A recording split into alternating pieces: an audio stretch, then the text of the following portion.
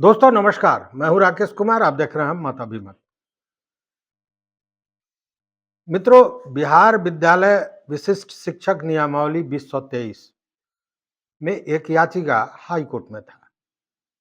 High court के chief justice के विनोद चंद्रन और माननीय न्यायाधीश हरीश कुमार ने इसका फैसला 2 तारीख को मतलब परसों कर दिया।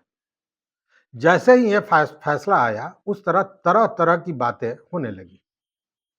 कई लोगों ने कहा कि शिक्षक हार गए, कई लोगों ने कहा कि शिक्षकों को बड़ी राहत मिली।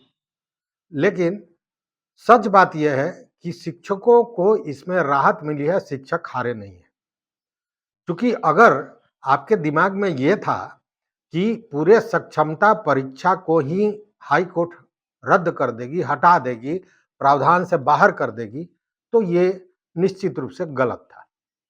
क्योंकि कहीं भी, मैंने पहले भी अपने वीडियो में ये बातें कही हैं कि कहीं भी जब आपको कोई नियुक्ति दी जाती है तो उस स्थिति में कोई न कोई टेस्ट, जांच, परीक्षा होना अनिवार्य है।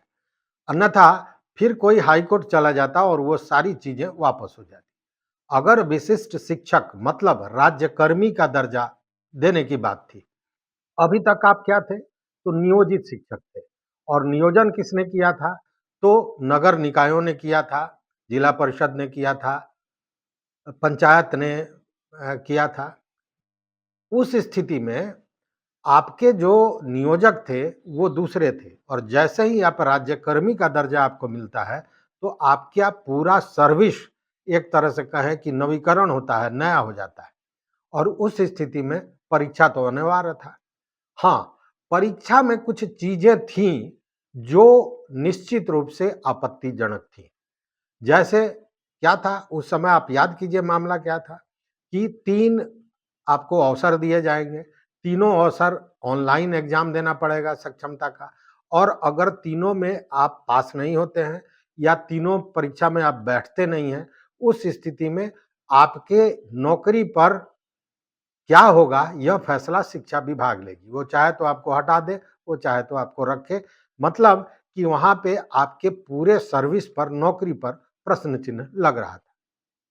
लेकिन जब इन ये नियमावली में ये चीजें बाहर आई तो शिक्षकों ने कड़ा विरोध किया, और विरोध का नतीजा ये हुआ कि तत्कालीन शिक्षा मंत्री विजय चौधरी ने यह कहा कि हम 2 और परीक्षा लेंगे और वो ऑफलाइन लेंगे। मतलब 3 ऑनलाइन परीक्षा और 2 ऑफलाइन परीक्षा।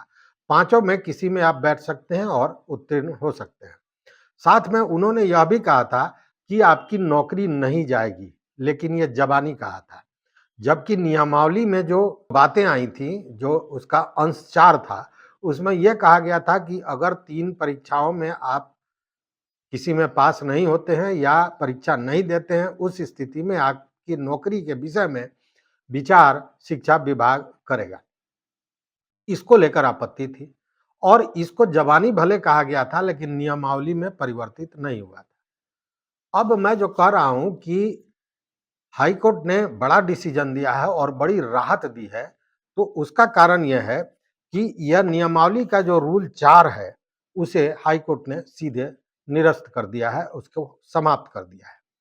जिसमें वही था कि 3 बार मौका दिया जाएगा। अगर उत्तीर्ण नहीं होते हैं या परीक्षा में शामिल नहीं होते हैं तो आपके विषय में, आपके सर्विस के विषय में शिक्षा विभाग फैसला लेगी। इसको पूरी तरह निरस्त कर दिया हाई कोर्ट ने। ये सबसे बड़ी राहत की बात थी। मतलब कि अगर आप विशिष्ट शिक्षक नहीं बनते हैं, राज्यकर्मी का दर्जा आपको नहीं मिलता है, उस स्थिति में भी आप बने रहेंगे सर्विस में, आपके सर्विस पर कहीं कोई खतरा नहीं है, आप नियोजित शिक्षक ही रहेंगे, यह स्पष्ट है।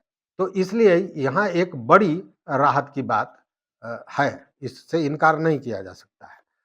आंशिक रूप से कई बातों को हाई कोर्ट ने स्वीकारा, जिसमें बिहार राज्य शैक्षणिक संस्थान और कर्मचारी शिकायत निवारण और अपीलीय नियमावली 2020, इसके रूल 12 को भी खत्म कर दिया गया।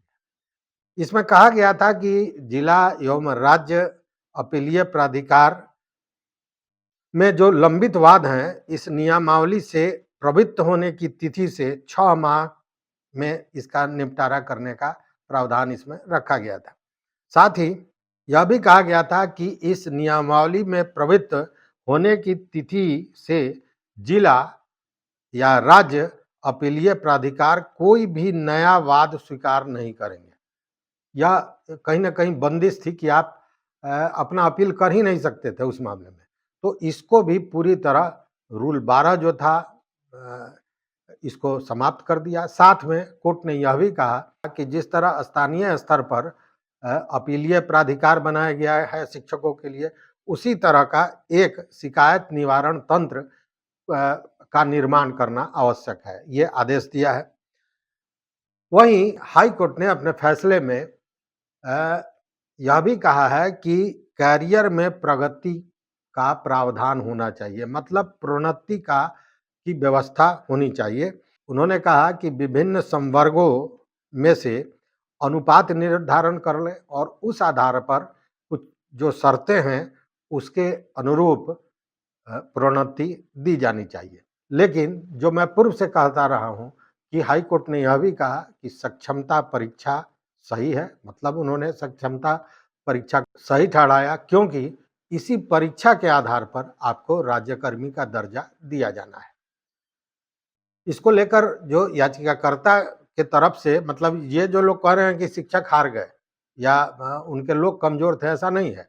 शिक्षकों को बड़ी राहत मिली और इनके तरफ से, याचिकाकर्ताओं के तरफ से जो लोग थे वो बहुत वरिष्ठ वकील थे, जिसमें वाईवी गिरी थे, डीएस नायडू थे, योगेश चंद्र वर्मा जी थे, प्रियंका सिंह थी, युवा और सबसे बहुत तेजी से आगे बढ़ने वाले प्रिंस कुमार मिश्रा थे। ये सारे लोग थे, जबकि सरकार की तरफ से तो महाधिवक्ता स्वयं थे, पीके शाही, और साथ में विकास कुमार थे। लेकिन ये जो बार-बार देखने को मिल रहा है सोशल मीडिया में कि शिक्षक हार गए, ये हो गया, ये सब बातें सही नहीं लगती हैं। इसलिए कि शिक्षकों को बड़ी राहत मिली थी और असल जो आपत्ति थी वो यही थी कि शिक्षकों की नौकरी से हटाने वाला जो मामला था, वहीं पे मामला बिधका था। शिक्षकों ने आंदोलन भी किया था और उसी के बाद ये लोग आए थे यहाँ पे। हालाँकि ये माँग यह भी थी कि सक्षमता परीक्षा ली ही नहीं जानी चाहिए, क्योंकि हमने पात्रता परीक्षा दी है, दक्षता परीक्षा दी है।